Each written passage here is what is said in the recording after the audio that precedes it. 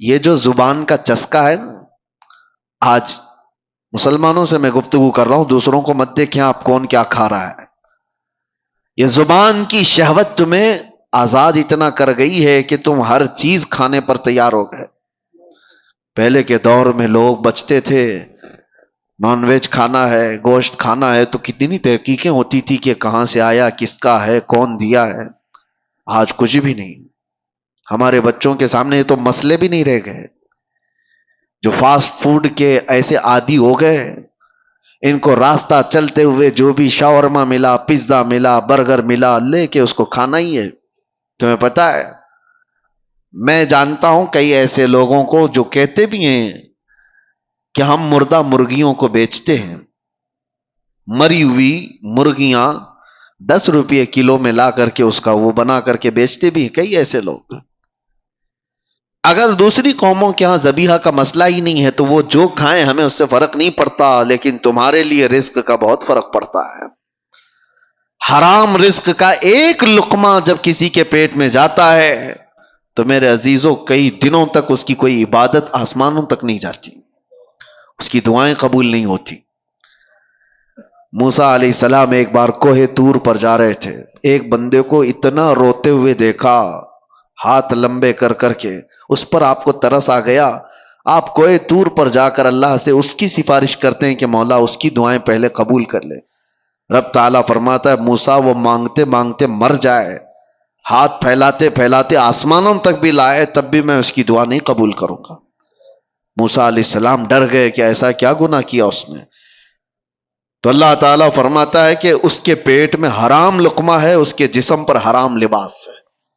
جب تک یہ ہوگا اس کا رونا گڑ گڑانا میں نہیں دیکھوں گا. آپ کیا سمجھتے ہیں یہ ہلکا ہے؟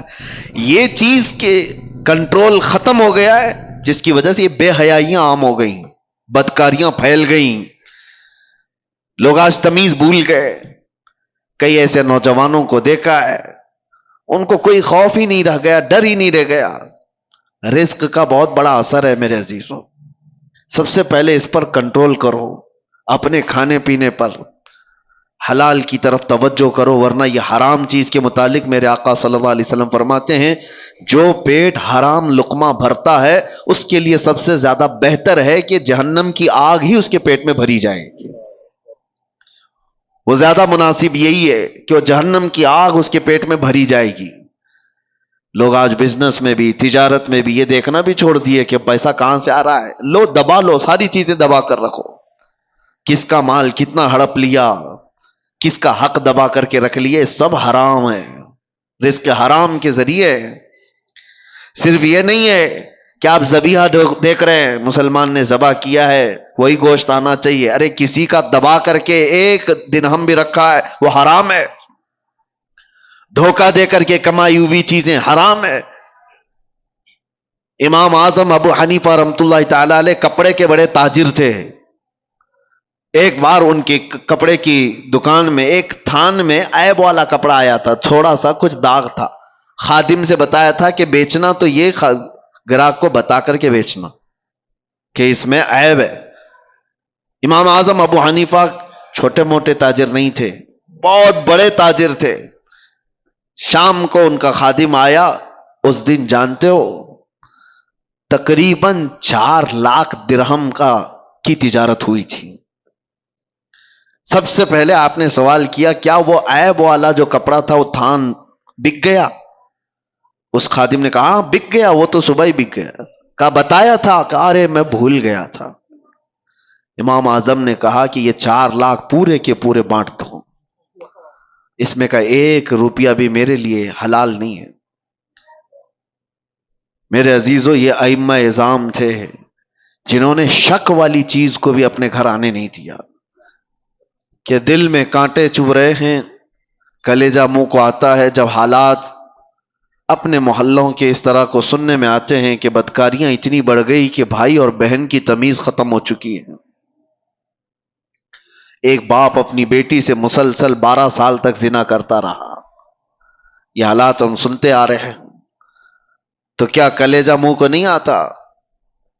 یہ چیزیں پیدا کہاں سے ہوتی ہیں؟ انسان اس قدر درندگی کا شکار کب بنتا ہے، ایسا حیوان کب بنتا ہے؟ مین ریزن کیا ہے؟ انسان کے سود خوری کے سلسلے میں بعد میں عرض کرتا ہوں، لیکن بے حیائی جو ہے، بدکاریاں، آپ نے کبھی محسوس نہیں کیا ہوگا کہ کتا اپنی مادہ کے ساتھ اگر جوڑا کھاتا ہے تو آپ کبھی اس کا رشتہ تھوڑی نہ پوچھتے ہیں کہ یہ بہن کے ساتھ ہے کہ ماں کے ساتھ ہے؟ ان کے ہاں کوئی نظام نہیں ہے۔ جب جانور بڑے ہو جاتے ہیں تو ماں اور بچوں کا بھی فرق ختم ہو جاتا ہے، لیکن کیا وہی چیز انسانوں میں آپ برداشت کر پائیں گے؟ اپنے معاشرے میں، اپنے محلوں میں، اپنے گھروں میں، اپنے خاندانوں میں یہ چیز برداشت کر سکتے ہیں؟ عقل سلیم کبھی برداشت نہیں کرے گی۔ لیکن ہم دیکھ رہے ہیں کہ برداشت کیے جانے کی عادت آ گئی لوگوں کو، یہ سب دیکھ کر کے ہنس کر کے گزر جاتے ہیں۔ اب تو بڑے بڑے حادثات پر آپ صرف اور صرف ایک سٹیٹس دن بھر لگائیں گے، اس کے بعد ہو گیا۔ بڑے بڑے حادثات صرف اور صرف ایک دن کی نیوز بن کر کے ختم ہو جاتے ہیں۔